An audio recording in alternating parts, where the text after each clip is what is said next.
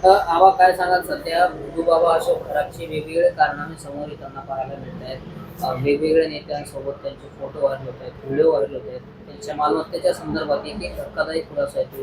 काय म्हणाल तुम्ही या सगळ्या संदर्भात?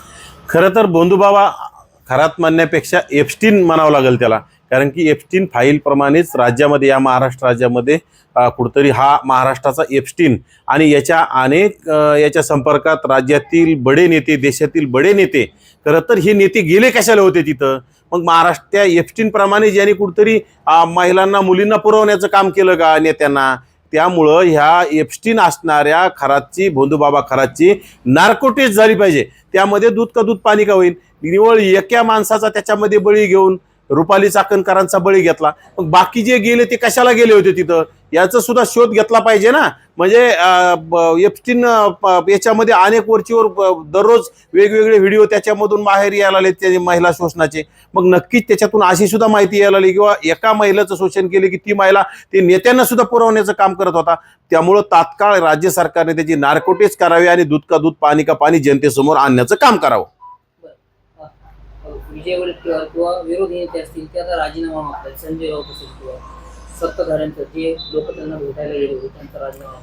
नक्कीच ज्याप्रमाणे महिला आयोगाच्या अध्यक्ष रुपाली चाकणकरां त्याच्यामध्ये तुम्हाला दोषी असल्यासारखं वाटलं तर तुम्ही त्या भेटल्या, त्यांच्यासोबत त्यांचे व्हिडिओ फोटो आढळले, तर रुपाली चाकणकरांचा तुम्ही राजीनामा घेतला. मग त्यामध्ये अनेक उपमुख्यमंत्र्यासारखे माणसं सुद्धा त्यांना भेटलेले आहेत, अनेक मंत्री त्यांना भेटले, तर विरोधी पक्षातले सुद्धा लोक त्यांना अनेक भेटलेले आहेत. मग ह्या लोकांचं काय? ह्या लोकांवर तुम्ही कधी कारवाई करणार? यांचे राजीनामे कधी घेणार? फक्त तुम्ही कुठतरी एका माणसाचा बळी देऊन हे चालणार नाही. आणि मला तर वाटतं आता येणाऱ्या काळात कुठंतरी रुपाली चाकणकरांना एकटा बळी देऊन चालणार नाही.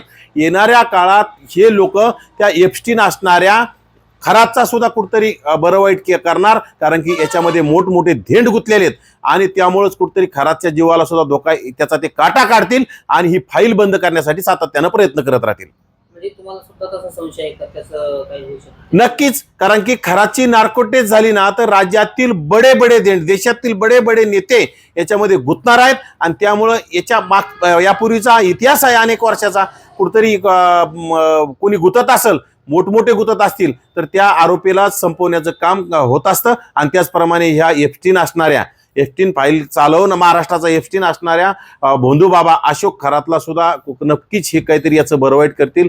याचं पोलीस कोठडीतच याचा खात्मा केल्याशिवाय हे राहणार नाहीत. आणि तरच त्याचा खात्मा केला तरच हे सही सलामत राहणार आहेत. आणि माझं तर म्हणणं आहे, या भोंदूबाबाच्या संपर्कातल्या लोकांच्या खरं तर एचआयव्ही टेस्ट करणं गरजेचं आहे. कारण त्याची सुद्धा एचआयव्ही टेस्ट करणं गरजेचं आहे. कारण याच्या माध्यमातून बऱ्याच लोकांना यांनी महिला पुरवण्याचं काम केलं असेल आणि त्या महिला याच्याकडे गेल्या, त्याच्याकडे गेल्या, असा प्रकार होत असेल तर नक्कीच एचआयव्ही यांची तपासली पाहिजे. कारण की याच्यामध्ये अनेक लोक सापडले, अनेक बडे मासे याच्यामध्ये गुंतणार आहेत. काल साताऱ्यामध्ये जो प्रकार घडला त्याचे पडसाद आहेत ते विधिमंडळात सुद्धा म्हटलेले आहे. जिल्हा परिषद अध्यक्षाच्या निवडीवरून राडा झाल्याचं पाहायला मिळालं. त्यावरून हाकेंनी सुद्धा असं म्हटलं की बेकायदा ओबीसी आरक्षणावर घाला घालण्याचं काम सुरू आहे. नक्कीच सातारा जिल्हा परिषदेमध्ये ओबीसींच्या राजकीय आरक्षणाची हत्या करण्याचं काम केलंय. ओबीसींच्या जागेवर जर प्रस्थापित बसवण्याचं काम केलं असेल ते अत्यंत चुकीचं आहे. आणि त्यामध्ये सुद्धा कुठेतरी पोलीस प्रशासनाचा बळी घ्यायचा, यांच्या भांडणामध्ये, दोघांच्या भांडणात प्रशासनाचा बळी करायचा, हे पूर्वीपासून चालत आले. हे अतिशय निंदनीय आहे. आणि विशेषतः ओबीसींची हत्या सातत्यानं वेगवेगळ्या ठिकाणी करण्याचं काम या राज्य सरकारकडून होत आहे. राज्य सरकारच्या ओबीसी आमचा डीएनए मानणाऱ्याकडून होत आहे. याचा आम्ही निषेध करतो. आणि येणाऱ्या काळात आम्ही ओबीसींना जागं करण्याचं काम करू. ओबीसी आमचा डीएनए म्हणून आम्ही भरभरून मतं दिले, परंतु ओबीसींच्या ताटातलं जर हिसकावून दुसऱ्याच्या ताटात टाकण्याचं काम करत असतील हे लोक, तर हे अतिशय चुकीचे आणि निंदनीय, याचा आम्ही निषेधच करू.